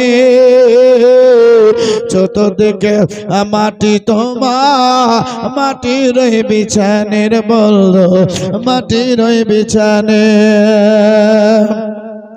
একদিন তোমার সোনার পাখি একদিন তোমার সোনার পাখি যাবে রে উড়িয়া সোনা যেব যাবে রে লইয়া সোনা যেব যাবে রে লইয়া আল্লাহু রাব্বুল মুহাম্মাদিন সাল্লাল্লাহু আলাইহি ওয়াসাল্লাম আয় আল্লাহ রব্বুল আলামিন আয় আল্লাহ তোমার ঘরের জন্য আয় আল্লাহ আমি 50 খানা পাথরের আবেদন করেছে আয় রাব্বি কায়নাত মালাইকা কারীম আল্লাহ গো 20 খানা পাথর হয়ে গেছে আয় আল্লাহ 30 খানা পাথর বাকি আছে আল্লাহ কেউ 200 100 500 করে দান করেছে আল্লাহ কেউ 5 বস্তা সিমেন্ট দান করেছে আয় আল্লাহ আর অনেক কিছু দান করবে আল্লাহ সকলে দানকে তুমি কবুল করে নাও আল্লাহ রুজি রোজগারে বরকত দাও আল্লাহ ব্যবসা বাণিজ্যতে উন্নতি দাও আল্লাহ গো মা বাবা আত্মীয় স্বজন যারা কবরে চলে গেছে তাদের কবরে কবরে নেকি খানা পৌঁছে দাও আল্লাহ কাল কিয়ামতের মাটি ডানাতে আমলনামা দিয়ে আল্লাহ তাদের তুমি জান্নাতবাসী করিও আল্লাহু রাব্বুল মুহাম্মাদিন সাল্লাল্লাহু আলাইহি ওয়াসাল্লাম আল্লাহ সিরাজুল সাহেবের মা আল্লাহ মসজিদ মাদ্রাসাকে 10 কাঠা জমি দান করেছে আল্লাহ 2 বস্তা সিমেন্ট দান করেছে আল্লাহ দানকে তুমি কবুল করে নাও আল্লাহ রুজি রোজগারে বরকত দাও আল্লাহ ব্যবসা বাণিজ্যতে উন্নতি দাও আল্লাহ আল্লাহ মা কবরেতে অবস্থায় আছি আমরা কেউ জানি না আল্লাহ গো তার মার কবরখানা আল্লাহ তুমি পোষাদা করো ওই কবরখানা তুমি গোলাপ ফুলে বাগিচা করে দাও ওই কবর আল্লাহ নূরের বাতি জ্বালিয়ে দাও আল্লাহ এরকম মায়েদের মতন যদি মা এই জাফরাবাদী থাকতো আল্লাহ আরো 2 কাঠা 5 কাঠা করে জমিন তারা দান করতো আল্লাহ টাকা পয়সা তারা দান করতো আল্লাহ তারা ফসল পাতি আর ইত্যাদি দান করতো রব্বুল আলামিন তাদের দান তুমি কবুল করো আল্লাহ হাজিরার মজলিস যতজনে খানা আছে গো সকলের নিয়তকে তুমি পূর্ণ করো আমিন ইয়া রাব্বাল আলামিন বিদায় সাইয়্যিদুল মুরসালিন পবিত্র কালেমাতু লা ইলাহা ইল্লাল্লাহু মুহাম্মাদুর রাসূলুল্লাহ সাল্লাল্লাহু তাআলা আলাইহি ওয়াসাল্লাম বাপজি ভাই সোনালাল লক্ষ্য রেখে বলবো আমার নবী মুস্তাফার নামাজের কথা আপনাদের সম্মুখে একটু আলোচনা করব হযরত ইমাম হুসাইনের কথাই আমার আপনারা শুনুন হযরত ইমাম হুসাইন বলে আল্লাহর পবিত্র কোরআন আমার মুখস্থ ছিল আমার বাপজি আমার মায়েরা শোনো হযরত ইমাম হুসাইন পা আল্লাহর পবিত্র কোরআন দেখেন মুখস্থ এটা দেখেন বাজি গোলগোল করে চালাই গোলগোল করে আওয়াজটা বাপজি ভাইরা করে কিন্তু ইমাম হুসাইন যখন হাত তুলে দোয়া করতেছিলেন ওই টাইমে সবাই যখন আরজি করেছিল হযরত ইমাম হুসাইন বলতে আছেন শোনো এ ফোরাতের পানি রে আমি হুসাইন তোমার সাহায্য চাই না আমি তোমাকে তলব করছি না আল্লাহর ফেরেশতারা তোমরা যেখানে যেই রকম অবস্থায় আছো তোমরা থাকো শুধুই মাত্র মঞ্জার দেখার জন্য তোমরা থাকো ও মিকাইল রে আমি হুসাইন তোমার সাহায্য চাই না আমি হুসাইন একাই যথেষ্ট হযরত ইমাম হুসাইন বলে ইন্নাল্লাহা মা'আস সাবিরিন বাজি দোয়াকে সমাপ্ত করে দিলেন সবুরকারীর সঙ্গে আল্লাহ পাক রব্বুল আলামিন বিরাজমান সবুরকারীর সঙ্গে আল্লাহ পাক রব্বুল আলামিন সব সময় থাকেন বাজি ধৈর্য ধারণ করো এর ফলটা কিন্তু মিঠা হয়ে যায় হযরত ইমাম হুসাইন বলে এইভাবে দেখো মুহররম মাসের 10 তারিখ সকাল হয়ে গেছে এবার বাপজি ভাইরা তাদের সঙ্গে কথার পর কথা চলে আপনার সামনে দেখেন কথা চলে কখনো দূরত্ব হিসাবে কথা চলে সেই জায়গাতে 22,000 লোকজন তারা ছিল হযরত ইমাম হুসাইনের কাছে মাত্র 72 জন কেউ আপনার বলেন 82 জন কিন্তু টোটালে তারা কতজন ব্যক্তি গিয়েছিল বাপ এখানে দেখেন একটু ভালো রাখি হযরত ইমাম হুসাইন যুদ্ধ করার জন্য জানলে আমার মায়েরা যুদ্ধ করার জন্য হযরত ইমাম হুসাইন যদি যেতেন তাহলে বাচ্চা বাচ্চাদেরকে সঙ্গে নিতেন না যুদ্ধ করার জন্য যদি যা হতো তাহলে বুড়া বুড়িকে সঙ্গে নিতেন না ওই জায়গায় যদি যুদ্ধ করার নিয়ত থাকতো তাহলে কোনো মহিলাকে সঙ্গে নিতেন না বোঝা গেল ইমাম হুসাইন যুদ্ধ করার জন্য যাননি ইমাম হুসাইন শুধুই মাত্র নবীর কথা আল্লাহর পবিত্র কোরআনকে রক্ষা করার জন্য গিয়েছিলেন। আমার নবীরা যে কথাটা একবার মধ্যে বাইর করে সেই কথাটা এখন পর্যন্ত রদ বদল হয় নাই। আল্লাহ বলেন আমার হাবিব যে কথাটা বলেন আমি আল্লাহ সেটাকে এক বাক্যে মঞ্জুর করেলি। আমার হাবিবকে খুশি করার জন্য আমি আল্লাহ দিতে আছি। আমার নবী যতক্ষণ সন্তুষ্ট না হবে আমি আল্লাহ ততক্ষণই দিতে থাকবো। আমার নবী যখন রাজি হয়ে যাবে আমি আল্লাহ তখন দেওয়াটা বন্ধ করে দেব। তাহলে আল্লাহ আমার নবীকে দিতে আছে। ওই নবীর নওয়াসা হযরত ইমামে হুসাইন পাক রাদিয়াল্লাহু তাআলা আনহু বলতে আছেন এই রকম কথাবার্তাই চলে গো। চলতে চলতে দেখো বাজি সকাল একটু বাজি সূর্যখান আসমানে উঠে গিয়েছে। ওরা ডাক দিতে আছি কে আছো তাড়াতাড়ি আমাদের সম্মুখে পাঠিয়ে দাও না হলে আমরা জয়ের পতাকা উড়িয়ে দিব। কিন্তু এতক্ষণ ঘটনা শোনার সময় নাই, শুধুমাত্র দুইটা ঘটনা আপনাদের সম্মুখে বলবো। ওই কাফেলার মধ্যে বাজি ভাইয়ের একটা 6.5 বছরকার বেটি সাকিনা, নাম শুনেছেন আপনারা? সাকিনা, সাকিনা বাজি ভাইরা মায়ের কাছে আছে। মা 3 দিন পানি নাই বাবা। তো মায়ের কাছে যে আছে সাকিনা আর সহ্য করতে পারে না। মাকে বলছে মা আল আতাস পানি দাও, পানি দাও। আর সহ্য করতে পারি না মা পানি দাও।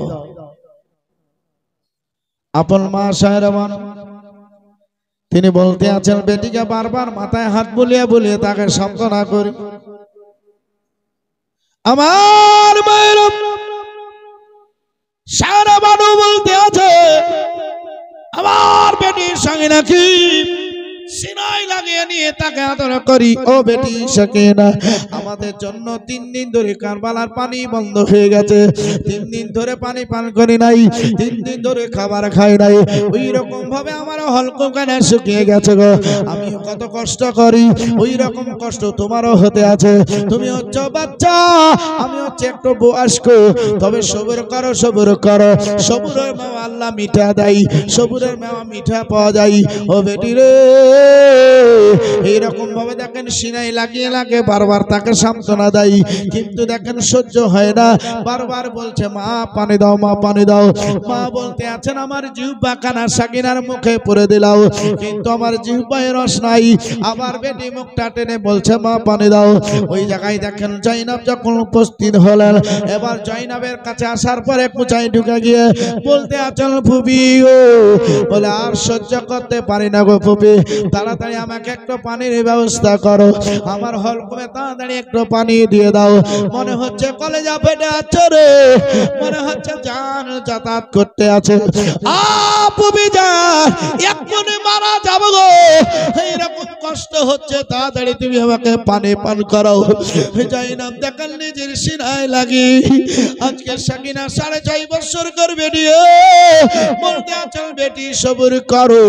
এইরকম ভাবে তাকে দেখেন সান্ত্বনা দেয়, কিন্তু কাফেলার ভেতর কে যেন চিৎকার করছে গো। এত জোরে চিৎকার করো রে, ওই চিৎকারটা যেন 3টা তাম্বুর ভিতরে গুঁজে গুঁজে আওয়াজ যায়। ওই আওয়াজটা দেখেন একজনের কানে কর্ণ পড়ে চলে গেল। আব্বাস ইবনে আলী, আলীর ছেলে আব্বাস যার নাম, এই আব্বাস বলতে আছেন কুলখেমা থেকে এত জোরে আওয়াজ আসে, ছোট্ট বাচ্চি কেন বা কিসের জন্য কাঁদে, আমি একবার যাওয়ার পরে একটু দেখে আসি। বাচ্চি যখন পর্দা খানা হটিয়ে সামনের দিকে তাকায়, দেখতে পাচ্ছে ছোট্ট বেটি ভাতিজি সাকিনা কাঁদে। যখন আব্বাসকে দেখতে পেয়ে গেলেন, সঙ্গে সঙ্গে দৌড়ে আসার পর আব্বাসের পা দুখানা ধরে নিয়ে বলছেন চাচা গো সহ্য করতে পারি না গো চাচা, জান বের হয়ে যাচ্ছে গো চাচা। মায়ের কাছে পানি চাইলাম, মা পানি দিতে পারে নাই। ফুপির কাছে চাইলাম, ফুপি দিতে পারে নাই। চাচা গো আপনি এত কারবালার মাঠে যুদ্ধ করবেন, আমাকে একটু পানি আপনি পান করাতে পারেন না। চাচা গো একটু আমাকে পানি পান করিয়া দে। ও চাচা, আপনার প্রতি আমি ভরসা করতে আছি, আপনি ছাড়া পালোয়ান হকান আর কেউ নাই। এইবার যখন পা ধরে বারবার করে যখন গিড়গিড় করে আওয়াজ করে, এবার আব্বাস দেখেন মাথায় হাত দিয়ে বলতে আছেন, বেটি ভাতিজি ও সাকিনা, আমি তোমাকে কথা দিতে আছি, আমি তোমাকে পানি এনে পান করিয়ে দেব, ততক্ষণ তুমি এখানে একটু ধৈর্য ধারণ করে একটু থাকো, তুমি আমাকে ছাড়ো, আমি তোমার জন্য পানি আনতে চলে যাচ্ছি। এইভাবে দেখেন বেটিকে কথা দেওয়ার পরই ওয়াজি হযরত ইমাম হুসাইনের কাছে উপস্থিত হয়ে গেলেন। আকা হুসাইন বলে, আমি মাঠে তো যুদ্ধ করতে যাই না, শুধুই মাত্র সকিনার দিকে তাকা যাচ্ছে না। সকিনা একবারে মাটিতে গড়াগড়ি করতে আছে গো ভাই, সকিনার চোখগুলা ভিতর ধারে ঢুকে গেছে রে ভাই, সকিনার জিহ্বা কানা বের হয়ে গেছে। ওই সকিনা আজকে এরকম বললো, আমি সকিনার মাথায় হাত দিয়ে বলেছি রে ভাই, আমি কারবালার মাঠে থেকে একটু পানি এনে তোমাকে পানি পান করিয়ে দেব, ভাই আপনি আমাকে ইজাজত দেন, আমি একটু পানি আনার পর আমার সকিনাকে একটু পান করিয়ে দিই, তারপর আমি কারবালার মাঠে যুদ্ধ করার জন্য চলে যাব। হযরত ইমাম হুসাইন বলছেন, ভাই রে, কারবালার মাঠে যে গেছে সে কিন্তু আর ঘুরে আসে নাই, তোমাকে তারা জিন্দা ব্যাগ দেবে না। ও ভাই, তোমাকে যেতে হবে না, আমি হুসাইন তোমাকে বারণ করতে আছি। কিন্তু আব্বাস বলতে আছেন, না না না, আমি যখন ছোট্ট সাকিনা নাবালক সাকিনাকে কথা দিয়েছি, তখন আমাকে পানি আনতে যেতে হবে। হযরত ইমাম হুসাইন বলতে আছি, বলে যাও ভালো কথা, তবে তুমি একবার না জানা করবে। হযরত ইমাম হুসাইন বলতে আছে, আব্বা ওখানে যাবার পরে যদি বিপদে পড়ে যাও, যদি ঘোড়া থেকে যদি নিচে পড়তে যাও, কমসে কম তুমি একবার স্মরণ করিও তোমার আকাকে, তোমার আকা তোমার কাছে উপস্থিত হয়ে যাবে। আব্বাস দেখেন এইভাবে চলতে আরম্ভ করলেন, পতাকা নিয়ে যে সম্মুখে হাজির হয়ে গেল। ও ইজিদের দলেরা, ও কুফারে বাসীরা, আমি তোমাদের সঙ্গে যুদ্ধ করতে আসিনি, শুধুই মাত্র আমি একটা ছোট্ট সাকিনাকে কথা দিয়েছি, তাই এক ফোঁটা পানি নেওয়ার জন্য তোমাদের কাছে এসেছি।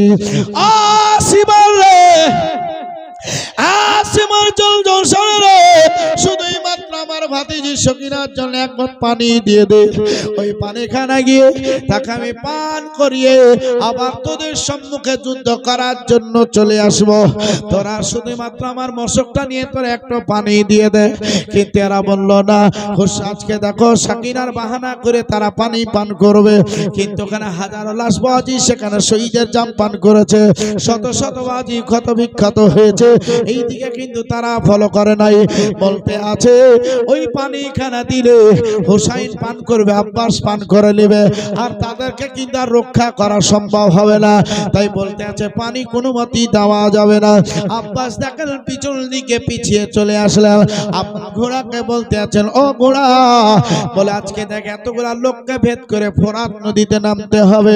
বাপজি ভাইরা পায়রানি যখন ওই ঘোড়াকে মারা হলো, সঙ্গে সঙ্গে হাসপার উঠিয়ে দিয়ে এত জোর বাজি সামনে দিকে ছুটে রে। বাপজি ভাইরা সামনেকার মানুষগুলা সাইডে উঠে গিয়ে এবার দেখেন পানির তলে নেমে গেছে, বাবা এক হাঁটু পানিতে নেমে গেছে। নামার পরে আব্বাস দেখেন পানিতে নিচে চলে আসলো, আসার পর আব্বাসের জিখানা চাইছিল, 3 দিন ধরে পানি পান করি নাই, আজকে সামনে পানি দেখতে পাওয়া যায়। ও বাপজি ভাইরা পানিখানা এইভাবে তুলে নিয়ে মুখের কাছে নিয়ে চলে এসেছিল, ওই পানি থেকে আওয়াজ ভেসে আসছেন, চাচা তুমি আমাকে কথা দিয়েছো গো চাচা, আমাকে পানি পান না করিয়ে তুমি কেমন করে পান করতে পারো?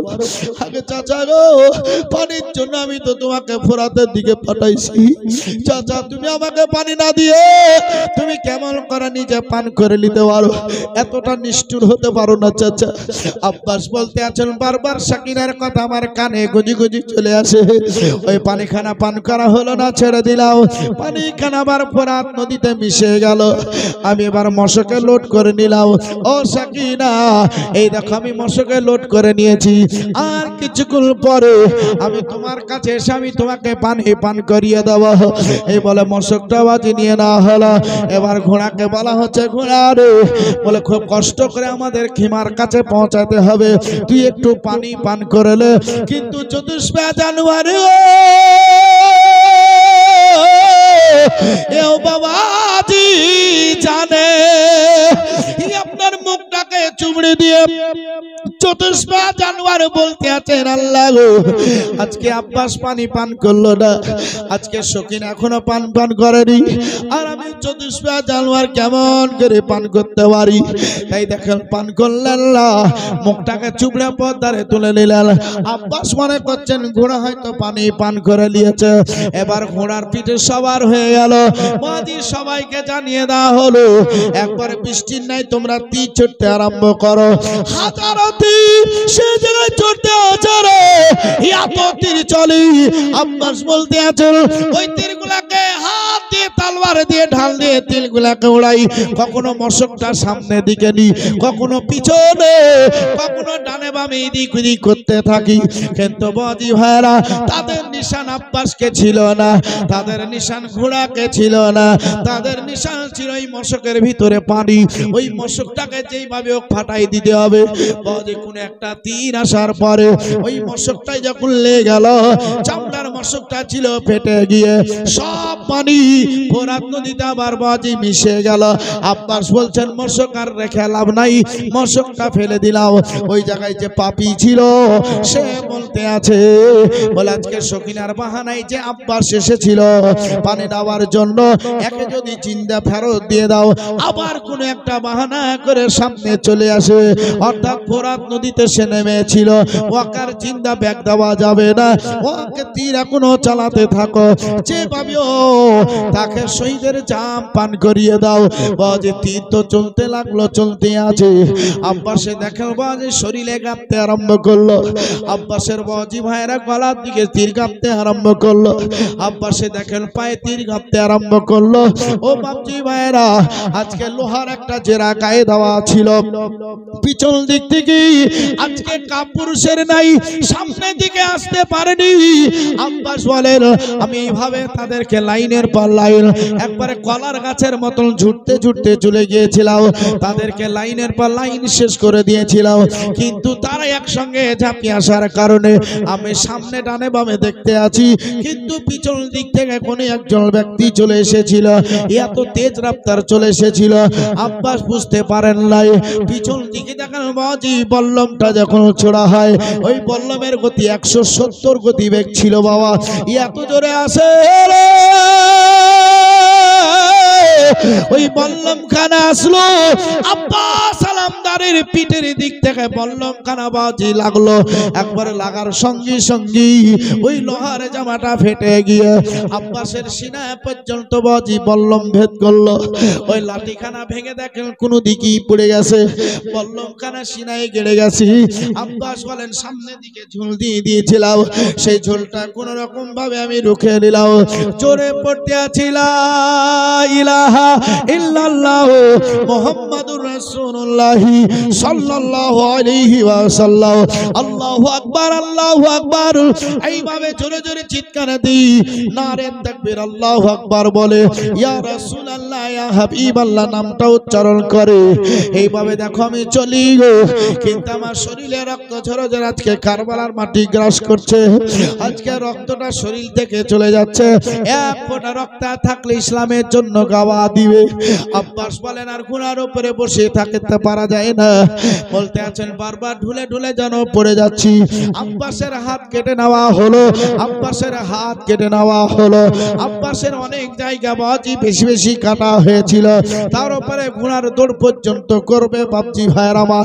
কিন্তু ইমামে হুসাইন কেমন করে সাহায্য করছেন ভালো রাখো। ওই জায়গায় বলতে আছে আত্রিকনি ইয়া হুসাইন, আত্রিকনি ইয়া হুসাইন।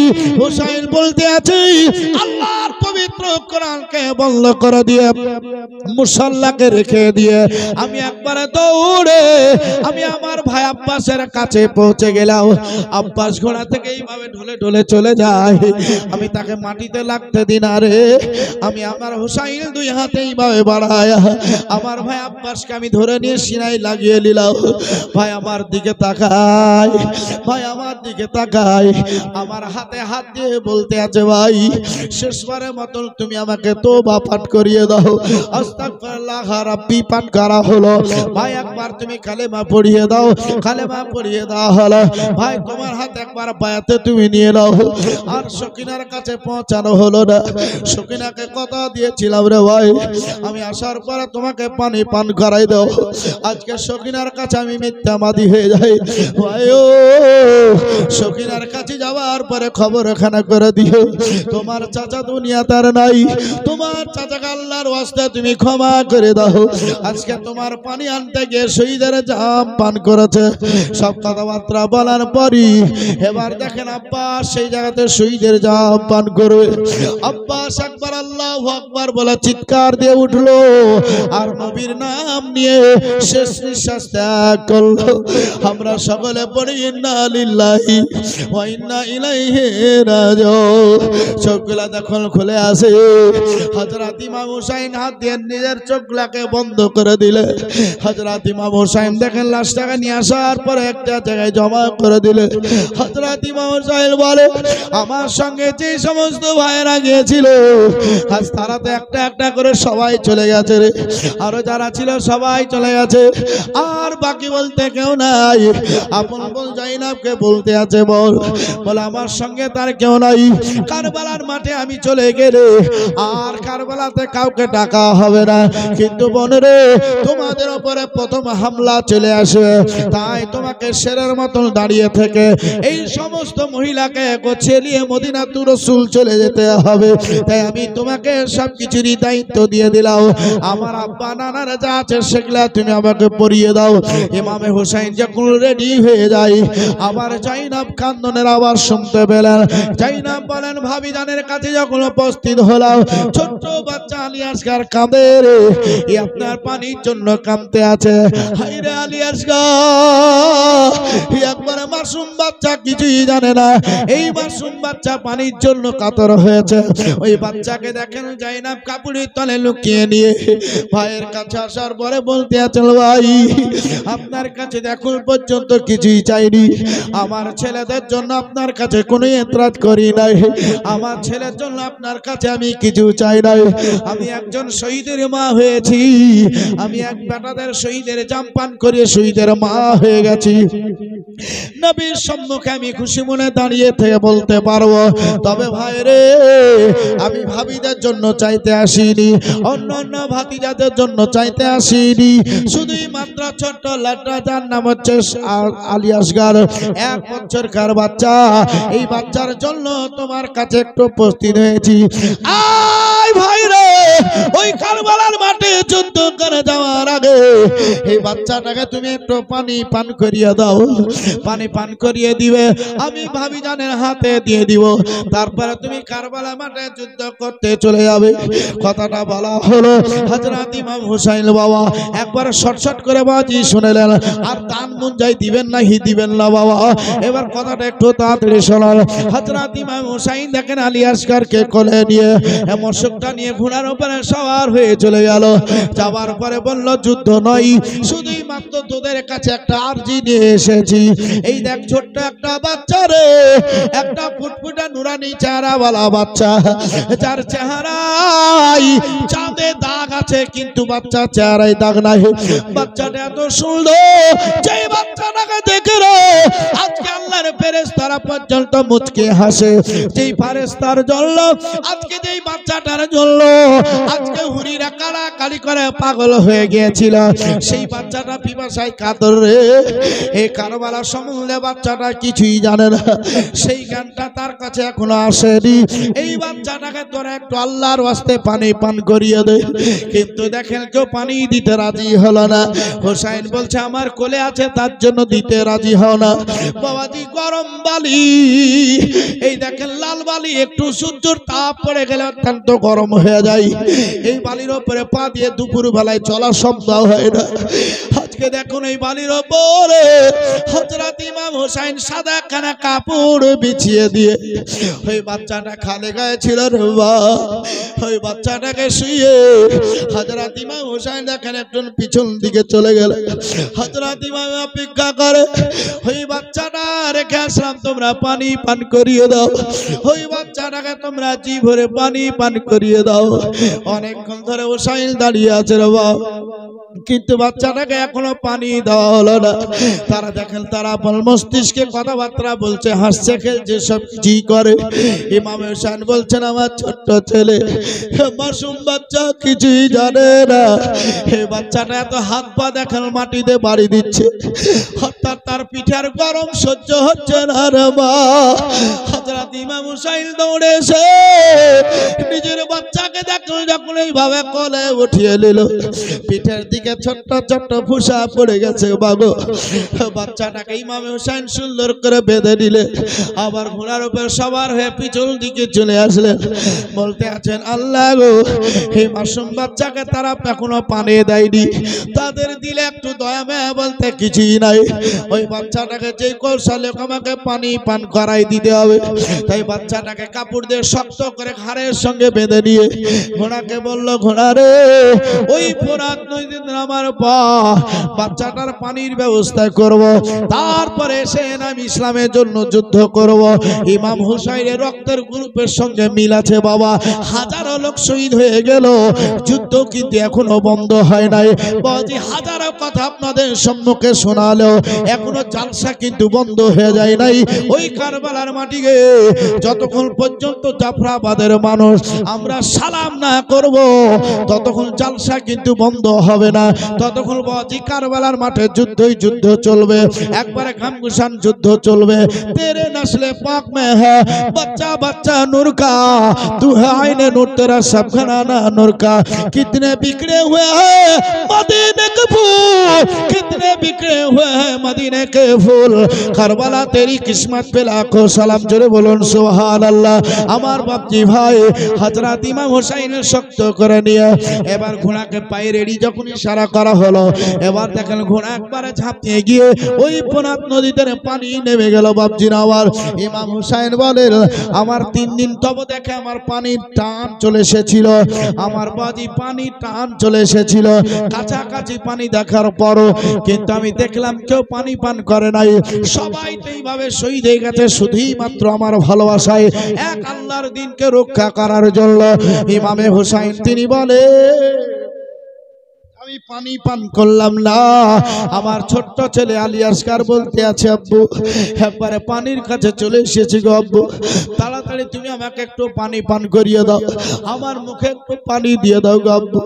এইভাবে যখন আমার ছেলে বলল, আমি ইমাম হুসাইন এইভাবে পানিখানা তুলে নেওয়ার পরে আমার বেটার মুখের কাছে যখন নিয়ে চলে আসি, সেই কথাটাই আমার কানে ভেসে আসে, সেই কথাটাই আমার কানে বারবার উড়ে উড়ে চলে আসে। আমি বললাম আস্তে আস্তে পানিটাকে ছেড়ে দিয়ে বললাম বেটা আমি তোমাকে পানি পান করাতে পারলাম না। বেটা আলী আসিয়া তুমি প্রথমে তোমার মায়ের কাছে চেয়েছিলে, যেইভাবে তোমার মায়ের কাছে পানি চেয়েছিলে রে বেটা, সেইভাবে আবার চাইবে রে। তোমার মাই মশক থেকে ডালা ডালা তোমাকে পান করাই দেবে। তোমার বাপের কাছে যেই রকম তুমি পানি চাইছিলা সেই রকম ভাবে তুমি চাইবা, তোমার কবি তোমাকে ঢেলে ঢেলে পানি পান করাই দেবে। ও বেটা সবর করো, ও বেটা সবর করো। এইভাবে সবরের কথা যখন বলা হলো, হযরত ইমাম হুসাইন বাচ্চাকে বলছেন বেটা তুমি সবর কর, কাঁদতে বাজি ঘাটটা লাগাই দিয়া এবার দেখেন মশকে পানি ভরে দেওয়া হলো, ওনার উপরে সবার হয়ে গেলেন। এবার ফোরাতে দিনে দিনে চলতে আরম্ভ করলেন, কাঁধাই কাঁধাই চলে। এইভাবে বাজে হাজারো তীর দেখেন বর্ষণ হতে লাগলো, অর্চা বর্ষা তীর বললাম সবকিছু ছুটতে আরম্ভ করলো। হুসাইনকে মারবে না, হুসাইনের ঘোড়াকে নয়, বলে হুসাইনের কাছে যে মশকটা আছে ওই মশকটাকে যেইভাবে ফুটা করে দিতে হবে। বাজে কোন একটা তীর লাগার পরে ওই মশকের তলে যখন লেগে গেল, মশকটা ফুটায় সব পানি ফোরাতে চলে গেল। বাবা তকদিরে যদি না থাকে ওটা হাজারো চেষ্টা করলে বাজি মিলবে না, তকদিরে নাই। বাজি মশকটা ফেলে দেওয়া হলো, বলে যার কারণে হযরত ইমামে হুসাইন এসেছিল তাকে তোমরা ভালো রাখো। বাজি ভাই একজন ব্যক্তিকে নিয়ে আসা হয়েছিল যার নাম বাজি ভাই আপনারা শুনেছেন, ওই ব্যক্তিকে নিয়ে আসা হলো, বলে একটা তীর আন্দাজে 1 লক্ষ টাকা করে তাকে দেওয়া হবে। ও বাপজি ভাইয়ের আমার, ওই ব্যক্তিকে ডাকার পরে বলতে আছে, বলে আজকে তোমার কেমন নিশান তুমি একটু দেখাই দাও। এই বলছে আমার এটা তো বাঁ হাতের খেল বাবা। একবারে তীর ধনুক নিয়ে যখন বাজি টনকার মারলো, ধান মারলো বাবা, একবারে এত জোরে গতিবেগ ছিল। ও তীরটার কথাটা লেখা আছে 130 গতিবেগ ছিল।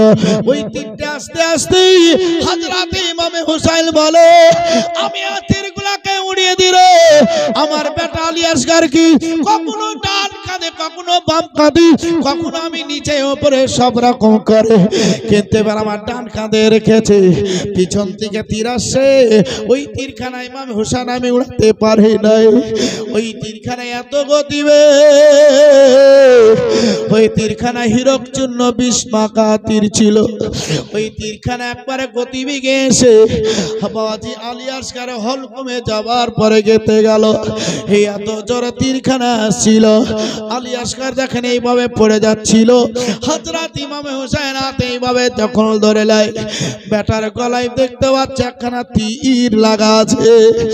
হযরত ইমামে হুসাইন বলে, ওই তীরখানা আমি যখন টেনে নিলাম, ওই জায়গার ফুটো একবার দরদর রক্ত বের হতে লাগলো রে বাবা। হযরত ইমাম হুসাইন বলেন, আমি বুড়া লোক দিয়ে টাকা টিপে ধরে রাখলাম। আবার বেটা আমার দিকে তাকাই, শুধু মাত্র বলতে আছে আব্বু আর পানি পান করা হলো না, আব্বু আর পানি পান করা হলো না, আব্বু শেষ যা পান করা হলো না আব্বু, আব্বু আর পানি হলো না। হয়তো সেই দিন আবার নবী মুস্তাফা আমার জন্য পানি নিয়ে অপেক্ষা করবে আব্বু। তবে আপনাকে আলবিদা করতে আছি, আপনাকে সালাম দিতে আছি আব্বু। মায়ের কাছে আর যাওয়া হলো না, আর পুবির কাছে যাওয়া হলো না, কাউরের সঙ্গে সাক্ষাৎ করা হলো না গো আব্বু। আব্বু গো, আখির সালাম আপনাকে করতে আছে, আপনি গ্রহণ করুন। ছোট্ট বাচ্চা শুধুই মাত্র দেখেন হাতটা ইশারা করে আব্বাকে সালাম করলেন। সালাম করার পর শেষ নিঃশ্বাস ত্যাগ করলেন। সকলে পড়ি ইন্না লিল্লাহি ওয়া ইন্না ইলাইহি রাজিউন। কিদিন তোমায় মরতে হবে, ভুলে যেও না, ভুলে যেও না, হবে মাটির বিছানা গো তোমার আসল ঠিকানা। চল বলো আর একটু মহব্বতে বলুন সুবহানাল্লাহ। একদিন তোমায় মরতে হবে, ভুলে যেও না, হবে মাটির বিছানা গো তোমার আসল ঠিকানা। ও বাড়ি গাড়ে টাকা করে কিছুই রবে না, হবে মাটির বিছানা গো তোমার আসল ঠিকানা। ও কই যে নাগিল পারিস তো